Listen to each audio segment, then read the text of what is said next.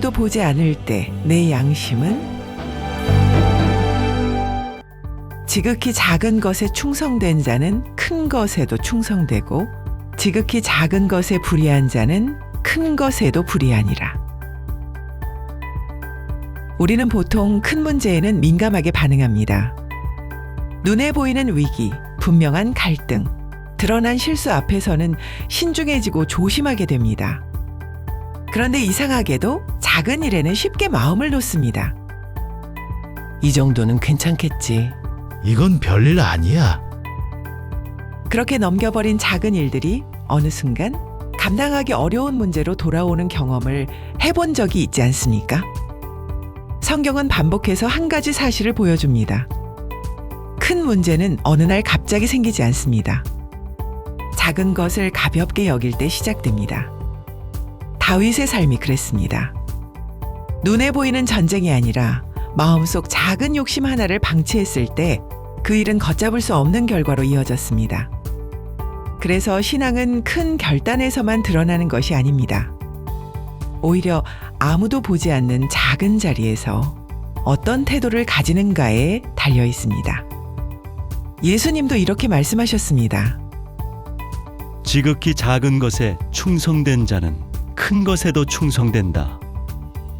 이 말씀을 삶 속에서 실천하기 위해 교회 안에서는 신앙의 지혜로 전해 내려온 가르침이 있습니다.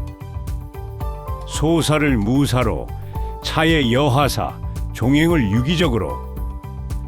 작은 일이라도 문제가 없도록 살피고 지금 하는 일이 다음에 어떤 결과를 가져올지 생각하며 모든 관계가 끊어지지 않도록 살아가라는 뜻입니다. 이 가르침의 중심에는 한 가지가 있습니다. 바로 양심입니다. 양심은 우리에게 말합니다. 이건 아무도 몰라도 그냥 넘기면 안 된다. 양심은 계산하지 않습니다. 이익보다 옳음을 먼저 선택하게 합니다. 그래서 양심이 살아있는 사람은 작은 일을 가볍게 넘기지 않습니다. 왜냐하면 작은 일 하나도 결코 우연히 일어나지 않는다는 것을 알기 때문입니다. 작은 일을 방치하면 그 일은 결국 더 큰 문제로 자라나고 관계를 흔들고 하나님과의 관계까지 무너뜨릴 수 있습니다.